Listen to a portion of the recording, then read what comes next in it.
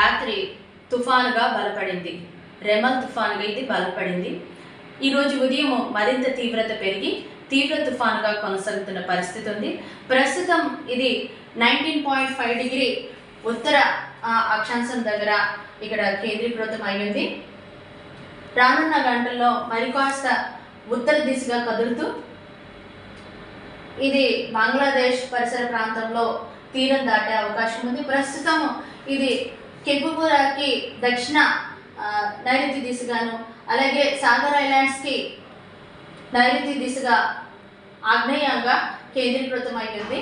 రానున్న మరికొన్ని గంటల్లో ఇంకా తీవ్రత పెరుగుతూ ఇది బంగ్లాదేశ్ పరిసర ప్రాంతాల్లో తీరం దాటే అవకాశం ఉంది.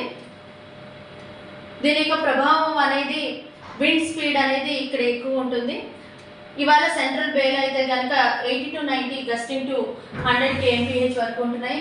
వేరే ఉత్తర బంగాళాఖాతంలో అయితే కనుక గంటకి 85 to 95 gusting to 105 kmph winds అనేవి ప్రివైల్ అవుతున్నాయి.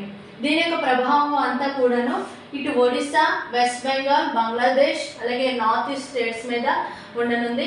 ఈ రోజు అయితే చూసుకున్నట్లయితే ఒడిస్సా, వెస్ట్ బెంగాల్, బంగ్లాదేశ్ ఈ పరిసర ప్రాంతాలన్నింటిలోనూ కూడాను తేలిక నుంచి మోస్తరు వర్షాలు చాలా ప్రాంతాల్లో ఉంటూ భారీ నుంచి అతి భారీ వర్షాలు అయితే ఈ ప్రాంతంలో కొన్ని ప్రాంతాల్లో ఉంటాయి.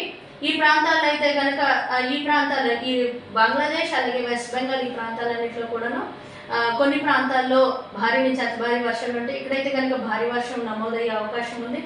ఇక్కడ చూసుకున్నట్లయితే రేపటి నుంచి అంటే 26th ఆఫ్టర్నూన్ నుంచి 27th రేపంతా కూడాను ఈ నార్త్ ఈస్ట్ స్టేట్స్లో కూడాను రెయిన్ఫాల్ అనేది గ్రాడ్యువల్గా పెరుగుతుంది. భారీ వర్షాలు అనేవి ఇక్కడ ఉంటాయి.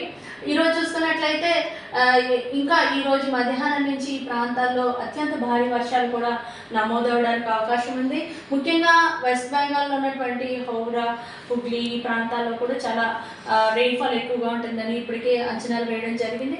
అయితే మన ఆంధ్ర రాష్ట్రానికి ఇది చాలా దూరంలో ఉంది. ఆల్మోస్ట్ మన ఆంధ్ర రాష్ట్రంది 18 డిగ్రీ లాటిట్యూడ్ అనుకుంటే ఇది 19.5 లాటిట్యూడ్ దగ్గరకు వచ్చింది కనుక ఇది చాలా దూరం వెళ్ళింది. సో దీని యొక్క ప్రభావం అనేది మరి నిన్నటి కొద్దిగా ఉంది.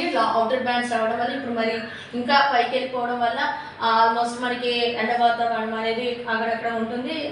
క్లౌడీ వెదర్ అక్కడక్కడ ఉండే అవకాశం అయితే ఉంది. మరి ఈరోజు చూసుకున్నట్లయితే మన ఆంధ్ర రాష్ట్రం మీద దీని యొక్క ప్రభావం అనేది చాలా తగ్గింది.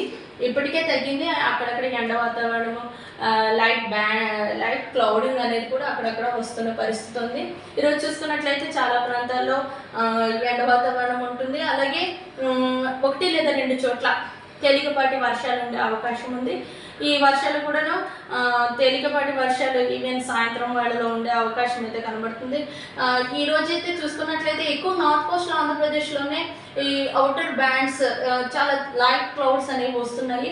ఎప్పుడైతే క్లౌడ్స్ వస్తాయో కొంచెం క్లౌడీగా తర్వాత ఎండగా ఇలాంటి వాతావరణం ఉంటుంది. రేపటి నుంచి ఇంకా క్లౌడ్ ఫ్రీ ఏరియా అయిపోతే కొద్ది వచ్చే 4 రోజులు కూడాను టెంపరేచర్స్ అనేవి మరి ఎక్కువ ఉండే అవకాశం ఉంది. ఈ ఏరియా అంతా కూడా క్లౌడ్ ఫ్రీగా ఉంటుంది. సో టెంపరేచర్స్ గ్రాడ్యువల్గా పెరుగుతాయి. అయితే ఒకేసారి పెరగవు కానీ గ్రాడ్యువల్గా పెరుగుతాయి. అలాగే ఈ ప్రాంతంలో రెయిన్ఫాల్ అంతా కూడా ఉంటుంది. ఇప్పటికే నైరుతి ఋతుపవనాలు మన ఈ ప్రాంతం అంతా కూడా విస్తరించడం జరిగింది. ఇంకా ఇవి చురుకుగా ఉన్నాయి.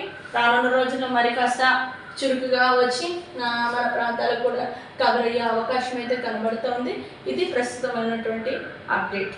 మరిన్ని వీడియోస్ కోసం ఛానల్ ని సబ్స్క్రైబ్ చేయండి. లేటెస్ట్ అప్డేట్స్ కోసం వాట్సాప్ ఛానల్ ని ఫాలో చేయండి. అండ్ లింక్ డిస్క్రిప్షన్ లో ఉంది.